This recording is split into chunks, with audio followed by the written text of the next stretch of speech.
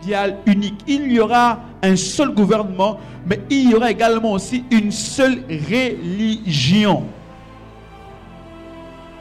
Il y aura une seule religion. C'est pourquoi il dit dans Apocalypse qu'on a lu, il dit ceux qui ne vont pas adorer la bête seront tués. Mes amis, ne vous amusez pas. Nous vivons la dernière heure. Le diable a déjà déployé son agenda. Le diable a déjà déployé son programme. Alléluia. Le diable a déjà déployé, n'est-ce pas, ses manigances.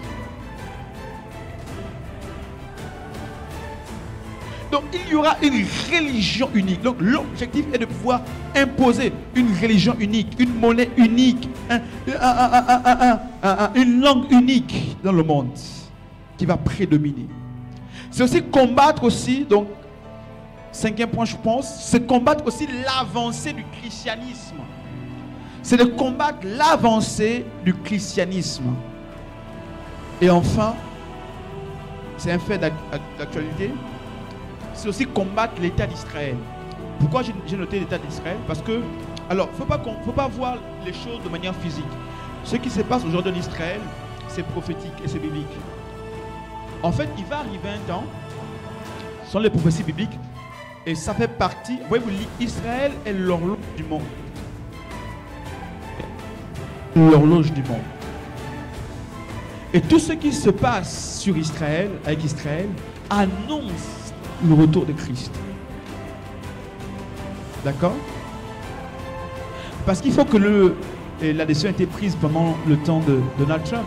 Il faut que le temple de Salomon, le temple de Salomon, tu connais? Il faut que le temple de Salomon soit rebâti. Parmi les prophéties que ça parle dans Matthieu. Il faut qu'on rebâtisse le temple de Salomon. Vous allez voir, lorsque le temple de Salomon va être rebâti, le projet, c'est Donald Trump, quand il était encore au pouvoir, il avait, n'est-ce pas, signé pour demander, n'est-ce pas, que ça soit rebâti, cet accord. Parce que beaucoup de nations s'opposent qu'aujourd'hui. D'accord?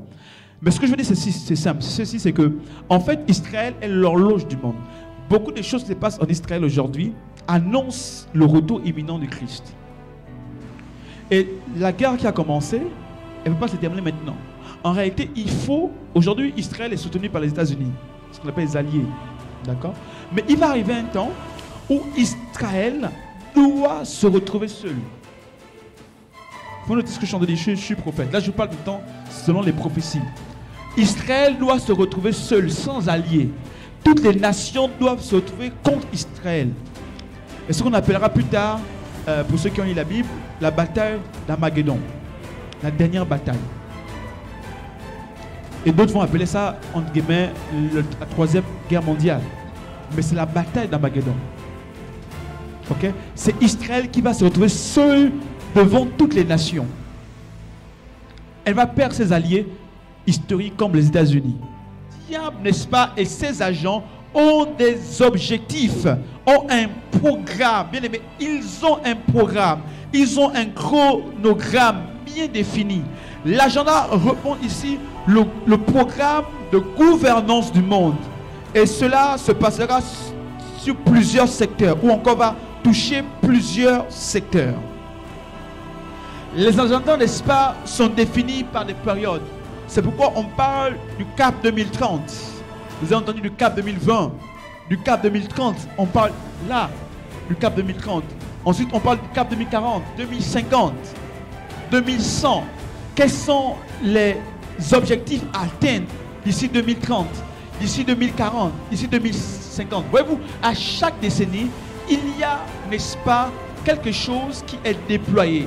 Il y a un objectif qui est atteint. Voilà. Le Covid, le confinement. L'un des plus grands penseurs du nouvel ordre mondial, c'est l'éminent professeur Jacques Attali. Qui connaît Jacques Attali?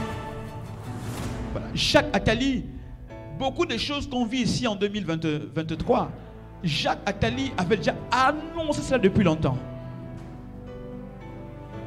Et Jacques Attali est l'un des précurseurs du nouvel ordre mondial. C'est un économiste français.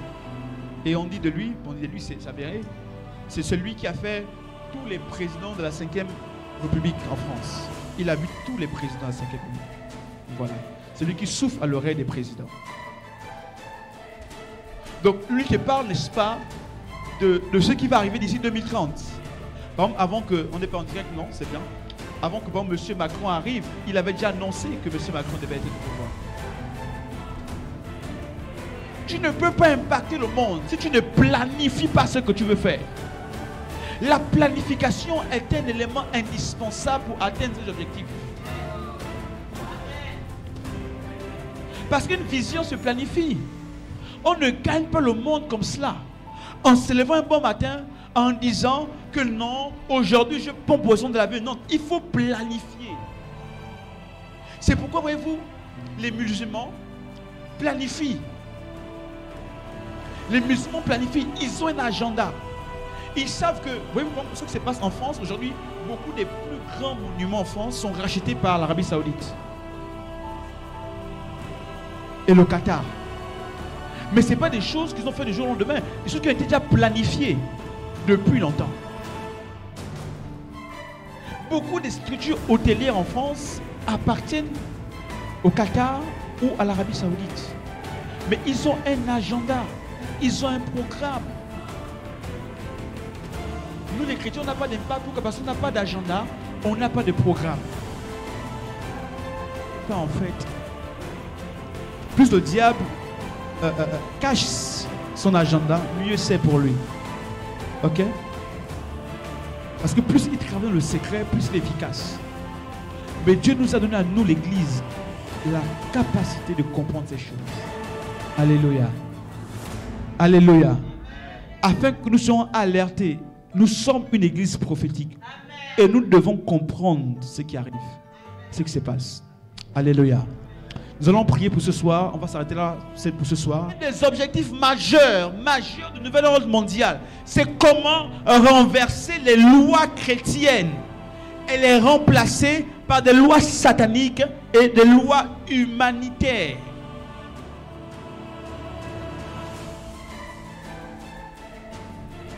C'est pourquoi on parle de l'humanisme. On met l'homme au centre maintenant de tout. Et on enlève la notion de chrétienté ou du christianisme. L'objectif majeur du nouvel ordre mondial, il n'y a pas deux. Le grand objectif, c'est de renverser, n'est-ce pas, les valeurs et les lois chrétiennes.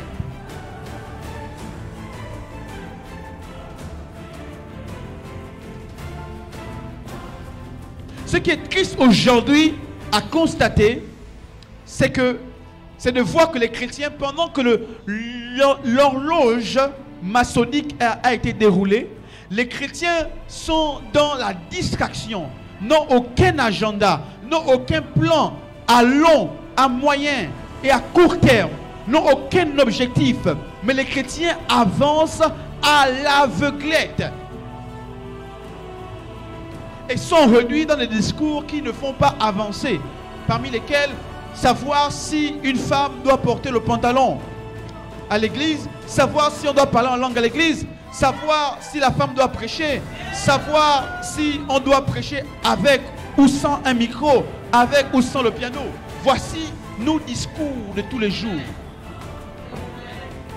Voici nos discours de tous les jours. Savoir si on doit prêcher avec un costume ou sans le costume. Alors que les musulmans, alors que les gens qu'on verra tout à l'heure, les sectes, ont ce qu'on appelle un agenda défini, travail.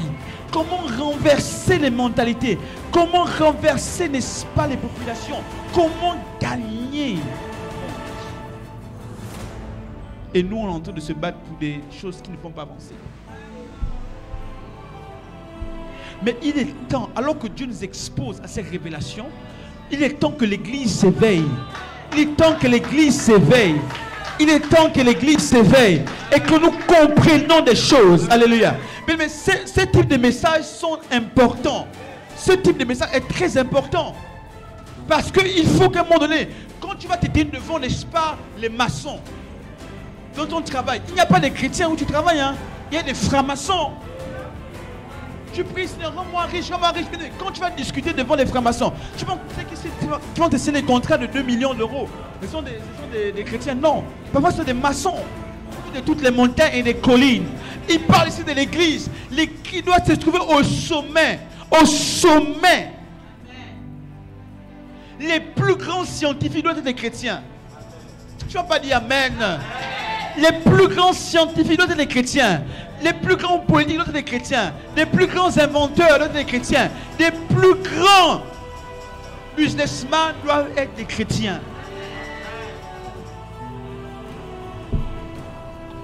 Je vous ai toujours enseigné ici que, j'en parlerai la semaine prochaine, je crois que c'était mardi prochain, à la garnison des prophètes, sur le pasteur Stéphane. Je parlerai de l'homme spirituel. Et je parle de ce point que Dieu m'a donné depuis longtemps. Le dernier réveil qui va se faire, c'est le réveil de la domination par la connaissance. C'est ça le dernier réveil. Le réveil de la domination par la connaissance. C'est pour le texte qu'on a lu au début de 1 Jean dit, son onction vous enseignera toutes choses. L'onction va vous enseigner toutes choses. Ceux qui vont dominer le monde, ceux qui seront pourvus de connaissances. Mais ceux qui vont subir, ceux qui n'auront pas la connaissance, qui ne seront pas illuminés. Est-ce que j'ai quelqu'un ce soir? Alors, il est important de savoir, note ici, je suis encore à la première partie, hein. Ah, Seigneur, est-ce que vous êtes bénis ce soir? Alléluia. Ce soir? Regardez, il y a 7 montagnes stratégiques dans lesquelles le monde se bat, mais aussi où l'Église doit se battre. Ces 7 montagnes sont 7 secteurs d'influence, ou encore 7 domaines d'influence que les Illuminati, que le nouvel ordre mondial est en train de prendre possession. Mais l'Église doit recréer les 7 montagnes là. Vous voulez les voir avec moi? Première montagne, c'est la montagne des médias. La montagne des médias. On parle en droit les médias comme étant, n'est-ce pas, l'un des pouvoirs. C'est le 4e pouvoir. Donc les médias. Ensuite, il y a les montagnes du gouvernement et de la politique. Ou encore le secteur du gouvernement et de la politique. Ensuite, il y a la montagne de la formation et de l'éducation. 4e montagne, la montagne de l'économie. 5e montagne, la montagne du divertissement, de la culture et des arts. 6e montagne, la montagne de la religion, entre parenthèses de l'église également. Et 7e et dernière montagne, c'est la montagne de la famine. La montagne des médias. Quand on parle des médias, on parle ici des masses médias. Ceux qui aujourd'hui relaient les informations. Voyez-vous, aujourd'hui, aucun média n'est pas contrôlé par les grandes puissances. Tous les médias que vous voyez appartiennent à des grands groupes. Et ces groupes-là appartiennent à des organisations secrètes qu'on va voir tout à l'heure, les prochaines slides. Donc tout ce qui est dit, tout ce qui est annoncé sur les médias que vous voyez aujourd'hui sont dictés.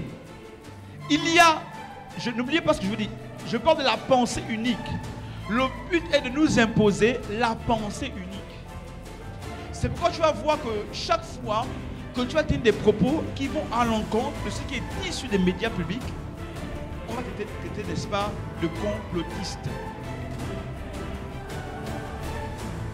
Le but est de pouvoir amener les gens à accepter la pensée unique. Donc les médias sont, n'est-ce pas, un vecteur indispensable pour le nouvel ordre mondial pour toucher les populations. Et quand je parle de médias, il ne s'agit pas seulement des journaux télé, il s'agit également aussi des réseaux sociaux. Est-ce que vous savez que Facebook n'a pas été fait pour faire vos lives? Facebook n'a pas été fait pour l'église. Et je vous dis comme un prophète, notez si je suis prophète, le temps viendra où on ne fera plus des lives sur Facebook, des lives chrétiens sur Facebook. Notez ce que je viens de dire. Le temps vient où Facebook va restreindre les lives Facebook chrétiens.